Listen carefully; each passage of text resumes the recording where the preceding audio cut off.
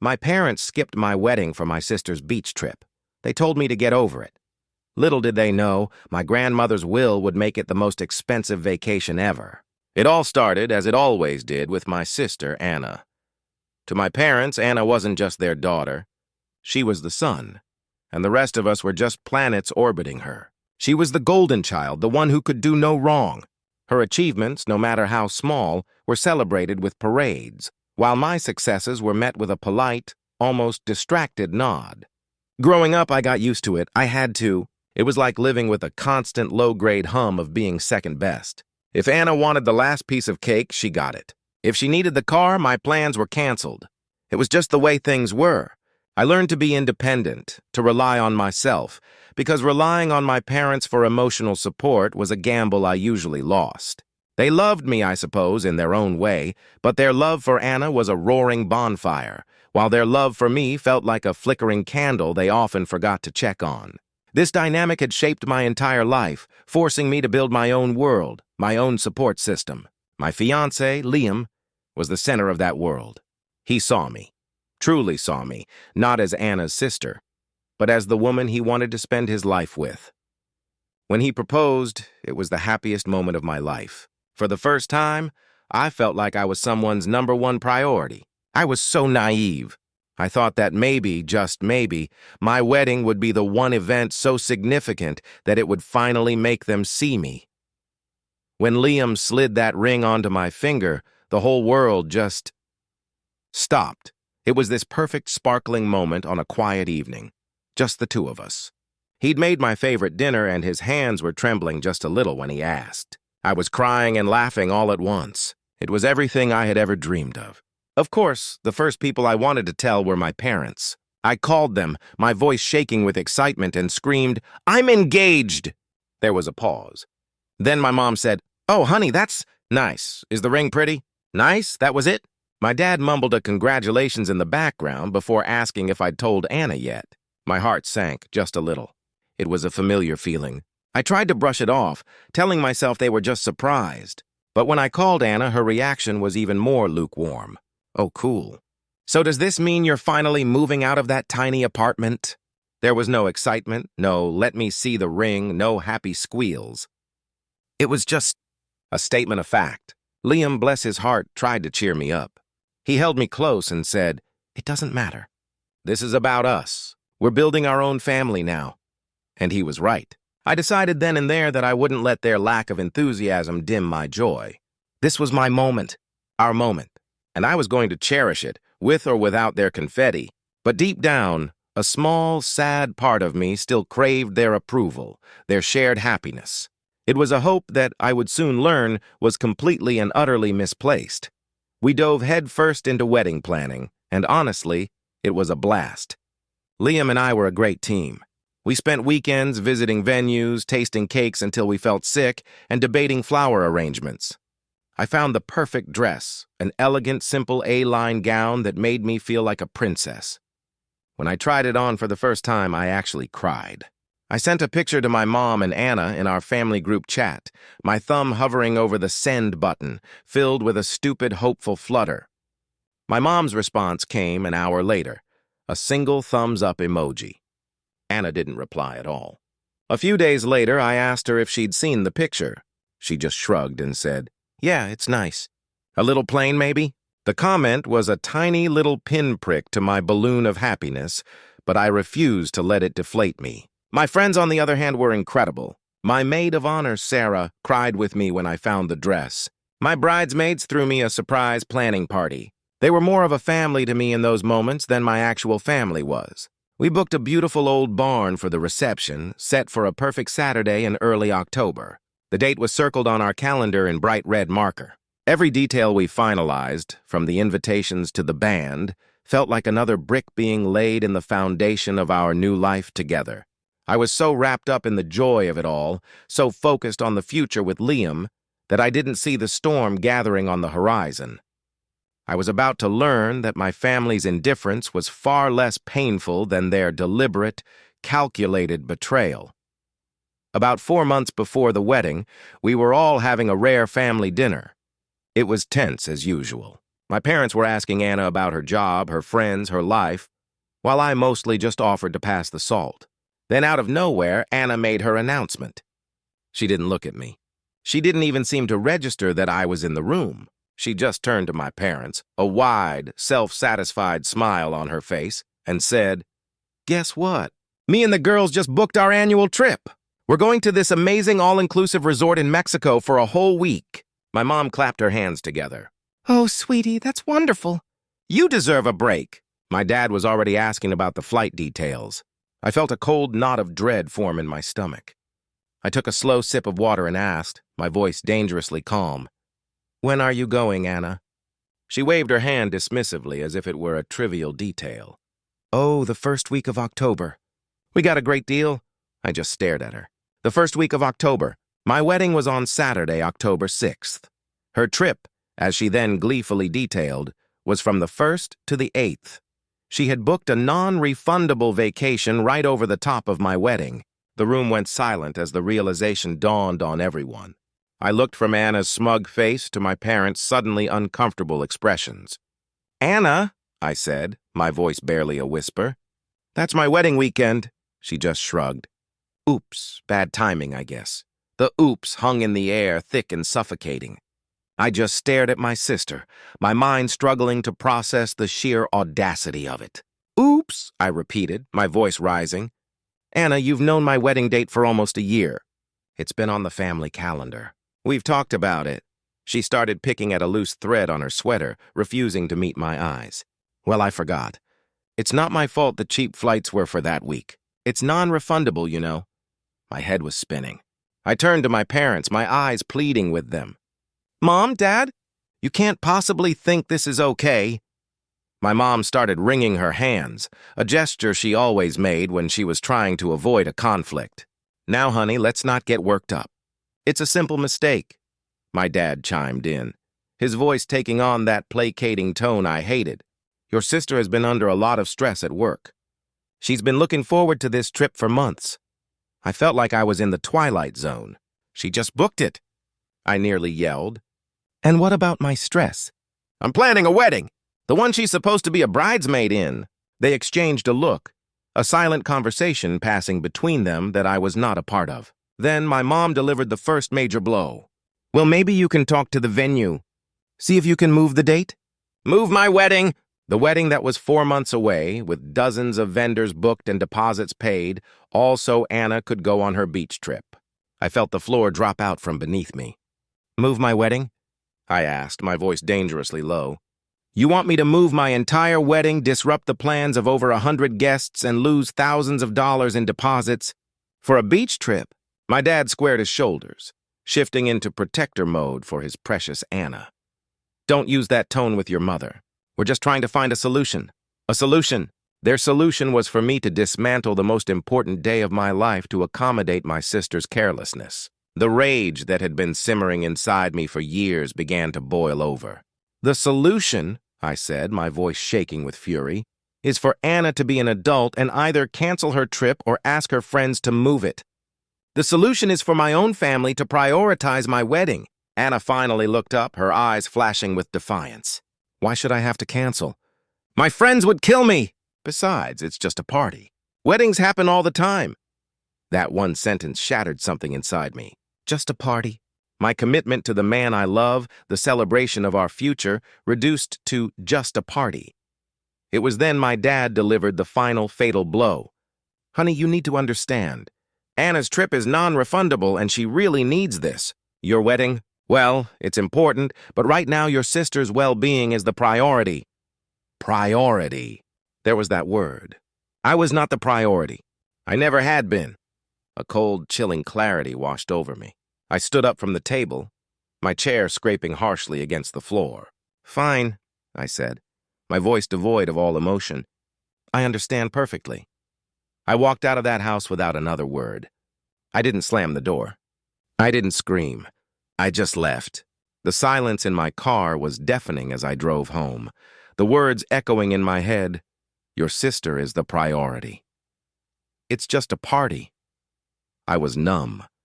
It wasn't until I walked through my front door and saw Liam's concerned face that the dam broke. I collapsed into his arms and just sobbed. I cried for the little girl who was always second best. I cried for the teenager whose accomplishments were always overshadowed. And I cried for the woman whose own parents had just told her that her wedding, her life-altering moment of joy, was less important than a week-long vacation. Liam just held me, stroking my hair and letting me cry it all out.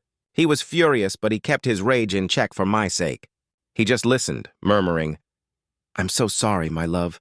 I'm so sorry." After the tears finally stopped, a grim determination settled over me. For years, I had begged for their attention, for a scrap of the validation they gave Anna so freely. I had contorted myself into different shapes, hoping one would finally be good enough. No more. They had made their choice, and it was so clear, so unambiguous. They chose her. So now I would make mine. I spent the next few days in a fog of quiet grief, mourning the family I wished I had. The phone calls started, of course. My mom trying to pretend nothing happened. My dad telling me I was overreacting. I didn't answer. The time for talking was over. The time for begging for their love was over. After a week of silence, I decided to make it official. I wasn't going to play their games anymore. I wasn't going to let them dangle the possibility of their attendance over my head like some grand prize.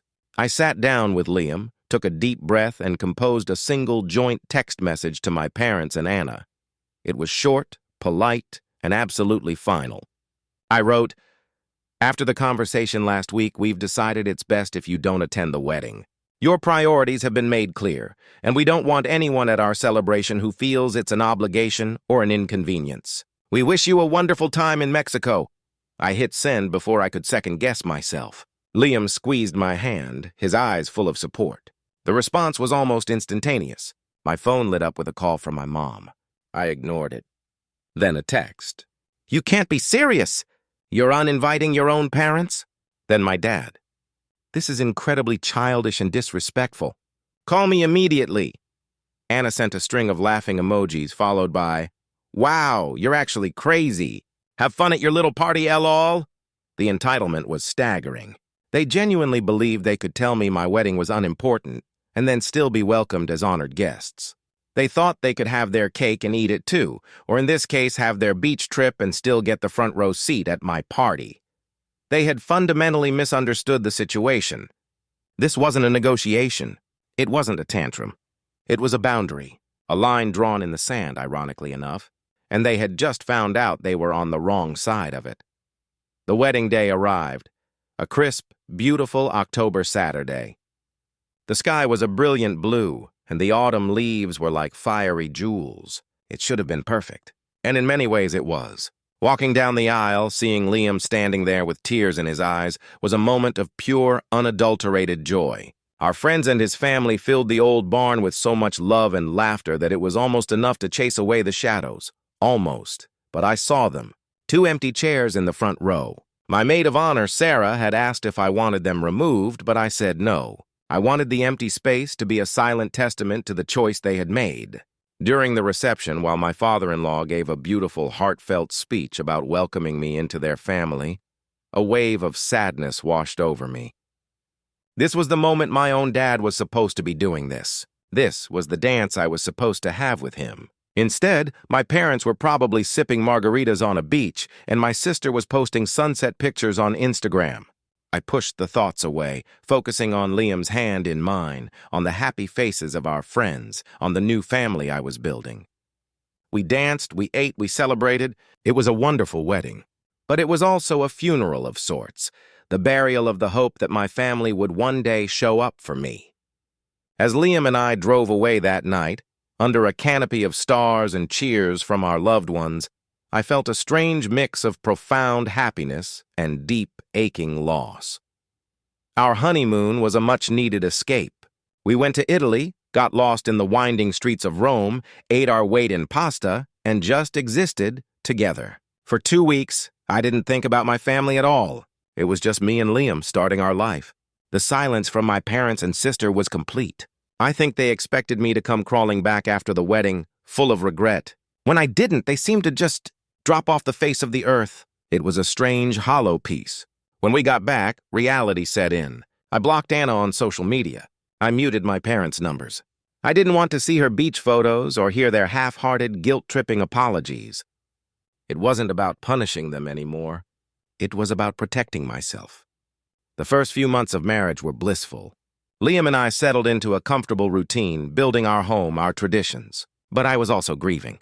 You can love your family and still need to distance yourself from their toxicity.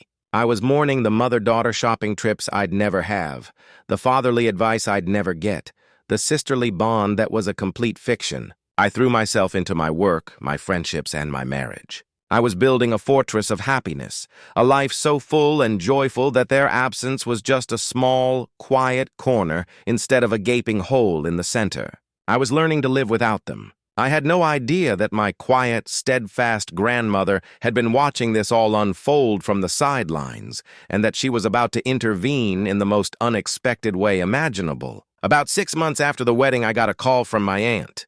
My grandmother's health, which had been fragile for a while, had taken a sharp turn for the worse. She was in the hospital. My heart clenched. My grandma was my person. She was the one who taught me to bake, who always sent me $5 in my birthday cards, who told me I was smart and capable when my parents were too busy praising Anna. I dropped everything and drove the 2 hours to the hospital. I found her small and frail in the hospital bed, but her eyes lit up when she saw me. Over the next few weeks, I became her primary caregiver. I took time off work to sit with her, to read to her, to hold her hand and listen to her stories. I coordinated with her doctors and made sure she was comfortable. And where were my parents and Anna? My mom would pop in for 20 minutes, complain about the hospital smell, and then leave, saying she had errands to run. My dad would call and ask for updates, as if he were a manager checking on a project. Anna visited once. She spent the entire time on her phone and took a selfie with Grandma for social media with the caption, "Family is everything." The hypocrisy was so blatant, it was almost laughable. They saw it as a chore, an obligation. I saw it as precious, fleeting time with a woman I adored. They didn't see the long hours, the difficult conversations, the sheer emotional and physical toll of watching someone you love fade away. They just saw an inconvenience. And my grandmother, even in her weakened state, saw everything. In the quiet hours we spent together in that sterile hospital room, my grandmother and I talked more honestly than ever before. She was weak, but her mind was as sharp as a tack. One afternoon, while I was fluffing her pillows, she took my hand, her grip surprisingly strong. "Tell me about the wedding, dear," she said, her voice a soft rasp. "The real story. Not the one your mother told me." I hesitated for a moment, not wanting to upset her, but her eyes were clear and steady, and I knew she wanted the truth. So I told her. I told her everything. I told her about Anna's beach trip, about the "it's just a party" comment, and about the soul-crushing moment my parents declared my sister the priority. I told her about uninviting them and the bittersweet pain of the empty chairs in the front row. I didn't cry. My voice was calm and steady, just stating the facts. As I spoke, I watched a slow, cold anger build in my grandmother's eyes. It wasn't a fiery rage, but a deep, formidable fury. She didn't say much. She just listened, nodding occasionally. When I finished, she was silent for a long time. Then she squeezed my hand again. "You have a good heart," she whispered. "You have always had a good heart, and you have a spine of steel. Don't ever let them make you feel small." In that moment, I felt more seen and validated than my parents had made me feel in my entire life. She understood. She saw the injustice. We didn't speak of it again, but I knew something had shifted. A decision had been made in the quiet wisdom of her heart.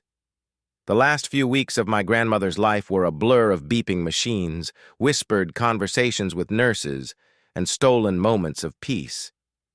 I practically lived at the hospital, sleeping in the uncomfortable recliner by her bed. I read her favorite poems aloud and played the old music she loved. Sometimes we wouldn't talk at all, just sit in a comfortable silence, her hand in mine.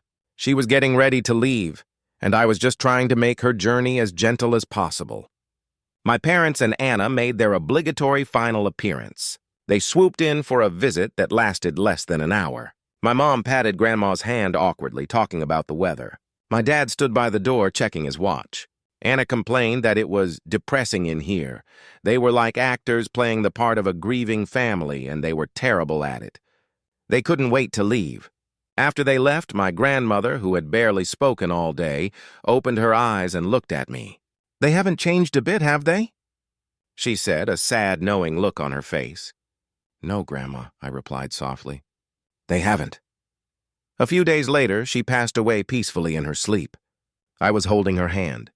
The grief was immense, a heavy blanket that settled over me. I was heartbroken to lose her.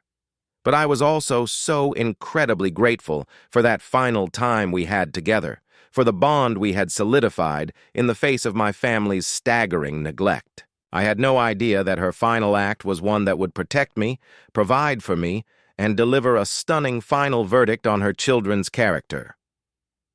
The funeral was a masterclass in hypocrisy.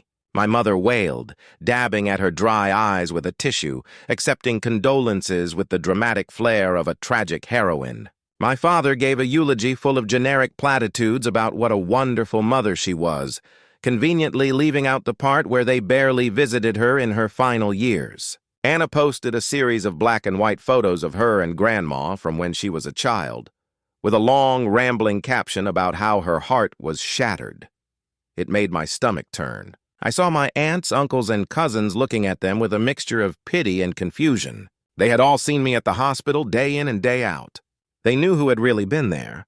My grief felt quiet and private in comparison to their public spectacle. I didn't perform for anyone. I felt a deep, profound sadness, a hollow space where my grandmother used to be. During the reception at my aunt's house, my mother cornered me by the food table. "You know," she said, her voice dripping with fake sympathy, "Grandma would have wanted us to be a family again, especially now." She was already trying to leverage my grandmother's death to guilt me back into their lives. I just looked at her, my expression blank. "I need to get some air," I said, and walked away. I couldn't stand to be near them. I stood outside in the cold air, feeling utterly alone but also strangely free. The last tie that bound me to them out of a sense of obligation was gone. Now it was just me, and that was okay. About a week after the funeral, I was at work, trying to lose myself in a mountain of paperwork, when my phone rang. It was an unknown number from my grandmother's hometown. I almost ignored it, but something made me answer. "Hello, is this my name?" a man's formal voice asked. "Yes, this is she." "My name is Mr. Harrison. I was your grandmother's attorney. I'm calling to inform you that we need you to be present for the reading of her last will and testament next Tuesday." I was taken aback. "A will reading?" It all felt so dramatic, like something out of a movie. "Oh, okay, is the rest of the family expected to be there?" I asked, a sense of dread creeping in. The thought of being in another room with my parents and sister so soon was exhausting. "Yes," the lawyer replied. "Her children and your sister have also been instructed to attend. It is very important that you are all present." He gave me the time and address of his office, and we hung up. I sat there for a long time, just staring at my computer screen. What could possibly be in that will that required such a formal gathering? My grandmother didn't have a vast fortune, as far as I knew. She had her house, some savings. It was probably just a simple division of her assets. But the lawyer's tone, it was so serious. A little seed of anxiety started to sprout. I had a feeling this wasn't going to be a simple, straightforward affair. Something was about to happen. The day of the will reading, I felt sick with nerves. Liam offered to come with me, but I told him I needed to do this alone. I walked into the lawyer's stuffy, wood-paneled office and saw that they were already there. My parents sat together on a leather sofa, looking somber and important. Anna was slouched in a chair in the corner, scrolling boredly on her phone. She didn't even look up when I came in. The air was thick with tension and unspoken resentment. I gave a polite, tight-lipped nod and took a seat as far away from them as possible. Mr. Harrison, a kind-looking man with graying hair, entered the room carrying a thick folder. He cleared his throat and began with the usual legal formalities. My mind was racing. I figured Grandma would leave the house to be split between my mom and her brother, and maybe some small monetary gifts for the grandchildren. I was prepared for that. I expected nothing, really. I had already received the greatest gift from her, her time and her love. Mr. Harrison adjusted his glasses. "Now for the main part of the estate," he said, his voice steady. I could see my parents lean forward almost imperceptibly. My mother had a look of keen anticipation on her face. Anna finally put her phone down, a flicker of interest in her eyes. They were like vultures waiting for a meal. The lawyer opened the will and began to read a section that my grandmother had apparently insisted be included verbatim. The first few words made my blood run cold. "Regarding the disposition of my primary assets," Mr. Harrison read, his voice echoing in the silent room, "including my house, all of my savings and investment accounts, my car, and my personal effects, I have made a decision that I know may be considered unorthodox." He paused and looked over his glasses at my parents. "I have given this a great deal of thought, especially in the last year of my life." He continued reading my grandmother's words. "My estate is not to be divided among my children in the traditional manner." I saw my mother's smile falter. My dad frowned. The lawyer went on, "I bequeath my entire remaining estate, without exception, to my granddaughter. My name." A collective gasp sucked the air out of the room. My head snapped up. "Me? All of it?" My heart started hammering against my ribs, but it was the next part. The part that my grandmother had so deliberately included, that was the true bombshell. Mr. Harrison cleared his throat and read the final, devastating sentence of the clause. "This decision is made in recognition of her unwavering love and loyalty, and as a direct result of the deep and profound hurt caused by the choice of her parents and sister to abandon her on her wedding day in favor of a vacation. She was there for me in my final days when those who should have been were not. This inheritance is my way of ensuring she has the security and foundation that a loving family is supposed to provide." Absolute dead silence. Then I looked over at my parents. Their faces were pale, masks of pure, unadulterated shock and fury. The silence lasted for about 5 seconds before Anna shattered it. "What?" she shrieked, jumping to her feet. "That's not fair. That's insane. She can't do that." My mother looked like she had been slapped. Her mouth opened and closed, but no sound came out. My dad was the first to find his voice, his face turning a blotchy red. He pointed a shaking finger at me. You did this! You poisoned her against us!" he snarled. I was still in shock, my mind reeling from my grandmother's words. Her final, powerful act of love. I didn't even have a chance to respond before my mother started sobbing, real, theatrical tears this time. "How could she do this to us?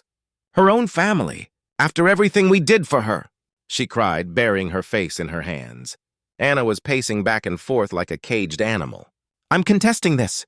This is ridiculous. She was old and senile. You obviously manipulated her," she yelled, her face contorted with rage. Mr. Harrison held up a hand. "I can assure you," he said calmly, "your grandmother was of perfectly sound mind when she finalized this will.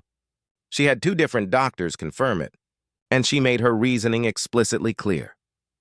He looked directly at my parents and Anna. "There are no grounds for a contest." The reality of the situation began to crash down on them. This was real. It was legal, and there was nothing they could do about it. My dad turned his fury back to me. "You are going to fix this," he hissed, his voice low and menacing. "You are going to share it. It's the right thing to do." The moment we left the lawyer's office, my phone started exploding. It was a relentless multi-front assault. My mom sent a barrage of texts, each one more manipulative than the last. "I can't believe you would tear this family apart over money." "Your grandmother would be so ashamed of your greed." "We are your parents. You owe us your respect and support." My dad took a different approach, leaving angry, demanding voicemails. "You call me right now. We need to discuss how you're going to make this right. This isn't a request."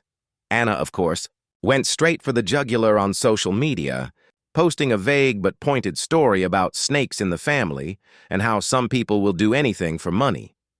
Friends started texting me, asking what was going on.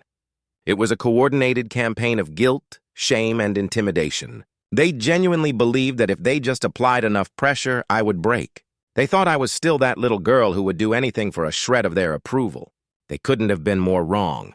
With every desperate, entitled message they sent, the last vestiges of my familial guilt withered and died. They weren't grieving my grandmother. They were grieving their lost inheritance. They weren't hurt by my betrayal. They were furious that their lifetime of neglect had finally come with a price tag. For days, I ignored them. I let the calls go to voicemail. I left the texts on read. Liam was my rock, fielding calls from flying monkey relatives and telling them firmly but politely that this was a private matter. He helped me find a financial advisor.